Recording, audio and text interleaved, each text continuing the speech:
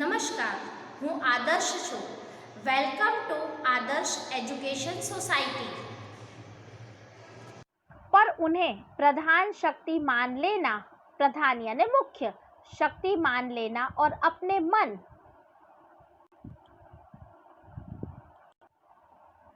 तथा बुद्धि को उन्हीं के इशारे पर छोड़ देना बहुत ही निकृष्ट यानी खराब आचरण है, अर्थात व्यवहार है, बहुत ही ज्यादा खराब है. भारतवर्ष ने कभी भी उन्हें उचित नहीं माना, सदा उन्हें संयम के बंधन में बांध कर रखने का प्रयत्न किया है. प्रयत्न करना यानी कोशिश करना. परंतु भूख की उपेक्षा नहीं की जा सकती, बीमार के लिए दवा की उपेक्षा नहीं की जा सकती, गुमराह को ठीक रास्ते पर ले जाने के उपायों की उपेक्षा नहीं की जा सकती. यहाँ पर लोभ, मोह, काम, क्रोध जैसे जो बताए गए हैं ऐसे विकार हैं, हर एक मनुष्य के अंदर पहले से ही मौजूद होते हैं और हम अपने बुद्धि को, अपनी होशियारी को उन्हीं के संकेत पर छोड़ दे और उसी तरह से खराब व्यवहार करना शुरू कर दे, ऐसा हमारे भारतवर्ष के लोगों ने इसे सही नहीं माना है. उन्होंने हमेशा अपने इन विकारों को संयम अर्थात बांध कर रखना, अपनी इंद्रियों को अपने वश में रखने को का ही प्रयत्न किया है, अर्थात कोशिश की है, ताकि वह उन विकारों को पर अपने ऊपर हावी ना होने दे. परंतु कह सकते हैं ना कि यहाँ पर यदि कोई भूखा व्यक्ति है और उसे बहुत ज़्यादा भूख लगी हुई है तो उसकी भूख की हम उपेक्षा मतलब उसके तिरस्कार नहीं कर सकते. यदि कोई बीमार व्यक्ति है, उसे दवा लेने जाना है तो हम ये नहीं कह सकते नहीं इसकी दवा नहीं लेने जाने, तो दवा लेने की हम उसे तिरस्कार नहीं कर सकते. यदि कोई व्यक्ति गुमराह मतलब गलत रास्ते पर चला गया हो तो हमें उसे ठीक रास्ते पर लाने के लिए उपाय करना चाहिए, उस उपायों को हम नज़रअंदाज नहीं कर सकते. हुआ यह है कि इस देश के कोटि यानी करोड़ों दरिद्र जनों की हीन अवस्था, हीन मतलब खराब और अवस्था मतलब दशा, हालत को दूर करने के लिए ऐसे अनेक कायदे कानून बनाए गए. कायदे कानून अर्थात नियम बनाए गए हैं जो कृषि, उद्योग, वाणिज्य, शिक्षा और स्वास्थ्य की स्थिति को अधिक उन्नत और सुचारू, उन्नत मतलब आगे बढ़ाना और सुचारू रूप यानी सही ढंग से बनाने के लक्ष्य से प्रेरित है. परंतु जिन लोगों को इन कार्यों में लगना है उनका मन हर समय पवित्र नहीं होता. पवित्र यानी पाक, सही. प्रायः वे ही लक्ष्य को भूल जाते हैं और अपनी ही सुख सुविधाओं की ओर ज़्यादा ध्यान देते हैं. और मतलब तरफ.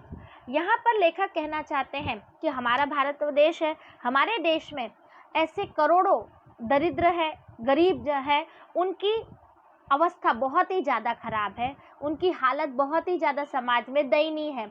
उन हालत को दूर करने के लिए हमारे देश में भी कायदे कानून और नियम बनाए गए हैं. हर एक क्षेत्र में, जैसे कृषि का क्षेत्र है, उद्योग है, वाणिज्य, शिक्षा, स्वास्थ्य, ऐसी जो स्वास्थ्य संबंधी ऐसी स्थितियों को अर्थात ऐसी दशा को जो खराब दशा है उन्हें सुधारने के लिए बहुत अच्छे नियम बने हैं, ताकि उन नियमों का पालन करके हम उन क्षेत्र में, जिस क्षेत्र में है उसमें विकास प्राप्त कर सके, उन्नति प्राप्त कर सके और हमारा कार्य सही ढंग से चल सके. ऐसे हमारे लक्ष्य बनाए गए हैं.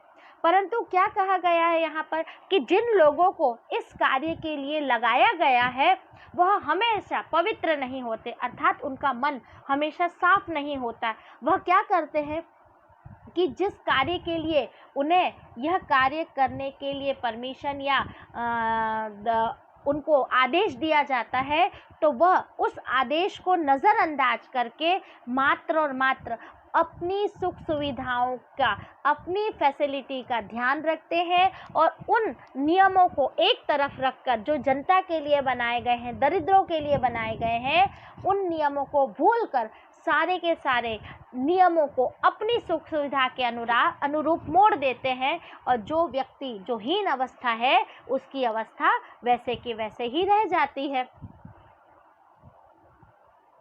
व्यक्ति चित्त यानी व्यक्ति का मन सब समय आदर्शों द्वारा चलित नहीं होता, मतलब हर एक समय जो नियम है, आदर्श है, उसके द्वारा चलायमान नहीं होता। जितने बड़े पैमाने पर इन क्षेत्रों में मनुष्य की उन्नति के विधान बनाए गए हैं, उतनी ही मात्रा में लोभ, मोह जैसे विकार भी विस्तृत होना यानी फैले हुए हैं, होते गए। लक्ष्य की बात भूल गई, लक्ष्य मतलब जो हमारा उद्देश्य है उसे भूल गए हैं। आदर्शों को मजाक का विषय बनाया गया और संयम को दकियानुसी मतलब पुराने ख्यालात का रूढ़िवादी बताया गया, मान लिया गया है। परिणाम जो होना था वह हो रहा है। यह कुछ थोड़े से लोगों के बढ़ते हुए लोभ का नतीजा यानी परिणाम, और लोभ यानी लालच। परंतु इससे भारतवर्ष के पुराने आदर्श और भी अधिक स्पष्ट रूप से महान और उपयोगी दिखाई देने लगते हैं। यहाँ पर ऐसा बताया गया कि व्यक्ति का जो मन होता है वो हर समय नियम, आदर्श जो बनाए गए हैं उसके द्वारा हम नहीं चलते हैं। हर एक जिस क्षेत्र में बहुत बड़े बड़े पैमाने अर्थात बहुत बड़े बड़े ऐसे जगह पर जहाँ पर ऐसे नियम बनाए गए हैं मनुष्य की उन्नति के लिए, तो जितनी ज़्यादा उन्नति ज़्यादा होती है उतनी ही मात्रा में लोभ और मोह भी बढ़ता चला जाता, उसका विस्तार भी बहुत ज़्यादा फैलता चला जाता है। और जो हमारा हकीकत में जो हमने उद्देश्य रखा था गरीबों को ऊपर उठाने का, भारत देश में सही कायदे कानून बनाए, इस तरह का जो हमारा लक्ष्य निर्धारित था वो सब के सब हम भूल जाते हैं। और होता क्या है कि जो आदर्श बनाए गए हैं वो मजाक बन जाते हैं, लोग उसका मजाक उड़ाने लगते हैं। और यदि कोई संयम से काम लेता अर्थात अपनी इंद्रियों को वश में करके साधारण जिंदगी जीता है, वो रूढ़िवादी, दकियानुसी, पुराने ख्याल का कहलाता है और लोग उसका मजाक उड़ाने लगते। और होता क्या है, परिणाम क्या है, परिणाम यानी नतीजा क्या है कि ये सारे के सारी जो चीज़ हो रही है समाज में, ये जो कुरीति फैली हुई है, ये मात्र कुछ लोगों के लालच का परिणाम है।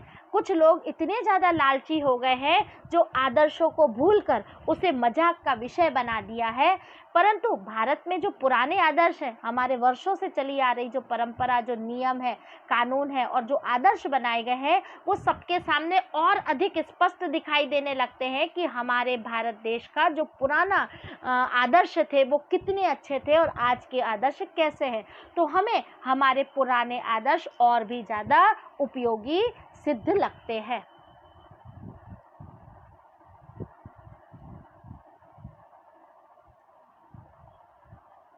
भारतवर्ष सदा यानी हमेशा कानून को धर्म के रूप में देखता आ रहा है। आज एकाएक कानून और धर्म में अंतर कर दिया गया है। अंतर यानी फर्क कर दिया गया है, एकाएक यानी सहसा।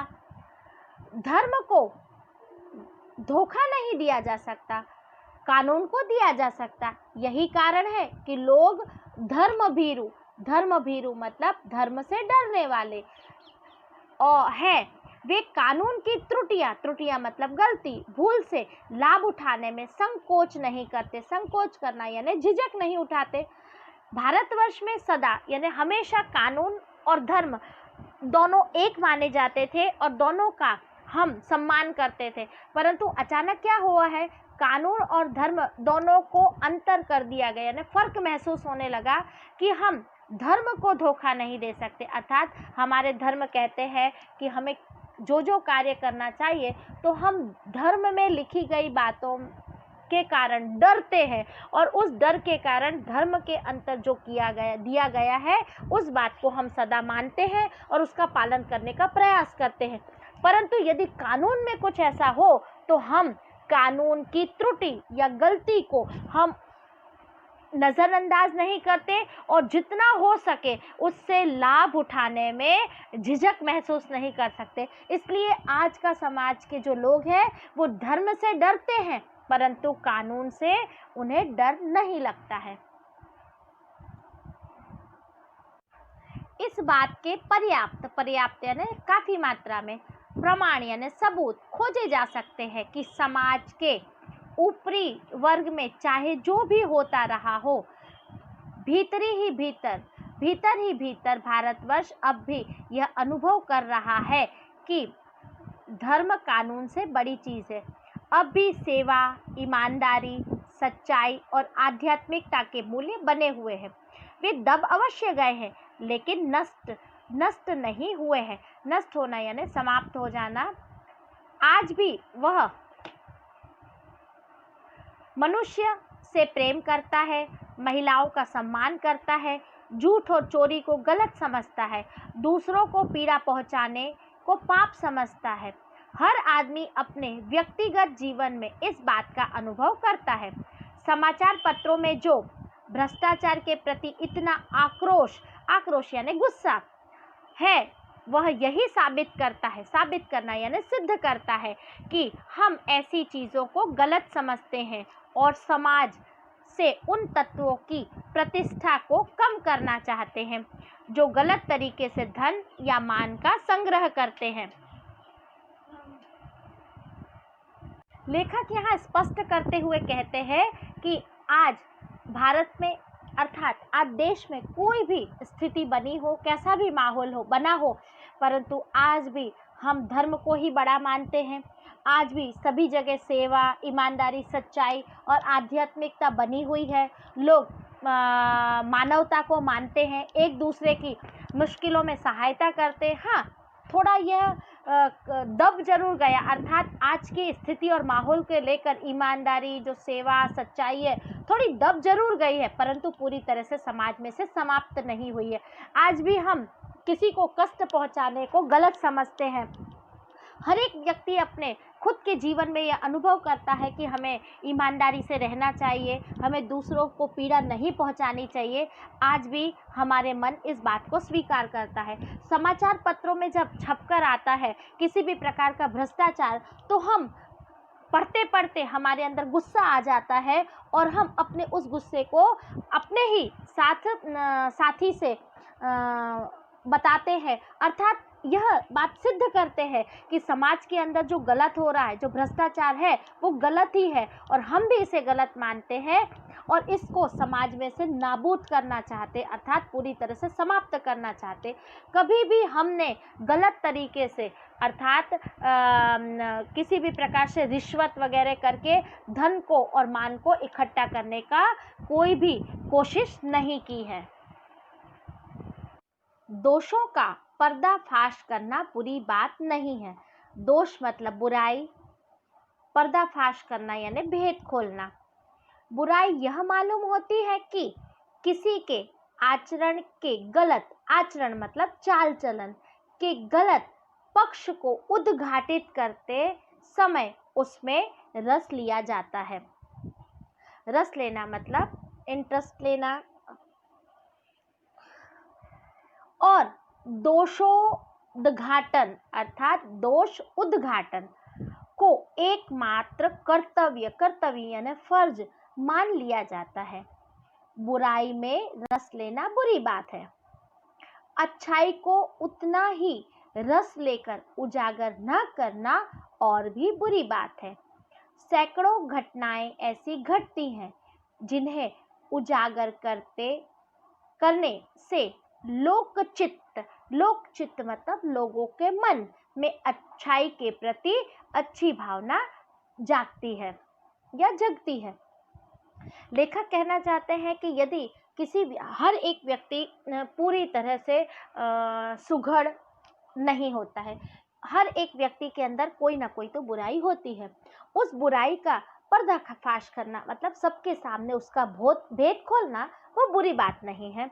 परंतु बुरी बात कौन सी है? हम जब उस व्यक्ति के चाल चलन के बारे में, उसके पक्ष के बारे में सबके सामने रस लेकर उस बात को उद्घाटित करते, मतलब सबके सामने उजागर करते हैं, यह अच्छी बात नहीं होती है। क्योंकि हर एक व्यक्ति के अंदर अच्छी और बुरे सिक्के के जैसे दो पहलू होते हैं, उसी तरह हर एक व्यक्ति के अंदर अच्छी और बुरी दोनों बातें होती हैं।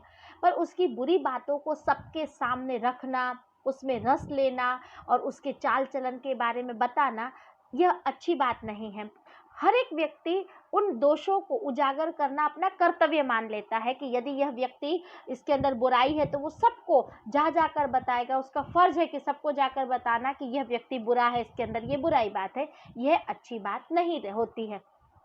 परंतु वही व्यक्ति, उसके अंदर जितनी बुरी बातें हैं उसके अंदर अच्छाई भी उतनी है, तो उस अच्छाई को सबके सामने न लेकर आना वो बहुत ज़्यादा और भी अर्थात बुराई करने से भी ज़्यादा बुरी बात है।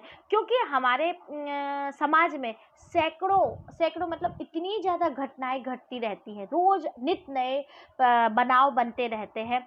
और जब कोई अच्छा बनाव हमारे समाज में बनता है और उस बात को सबके सामने लेकर ना आया जाए या प्रस्तुत ना किया जाए, ये बहुत गलत बात है। क्यों? क्योंकि जितनी बुराई की छाप हमारे दिमाग में पड़ती है, उतनी अच्छाई के दिमाग में की भी छाप हमारे दिमाग में पड़ती। परंतु यदि हम उस अच्छी बातों को सबके सामने लेकर आएंगे तो दूसरों के मन में भी अच्छाई के प्रति भावना जागृत होगी, अर्थात वह भी लोगों का अच्छा करने का विचार करेंगे। बच्चों, आगे का जो लेसन है ना, उसे हम नेक्स्ट पार्ट में कंटिन्यू करेंगे। Thank you for joining us.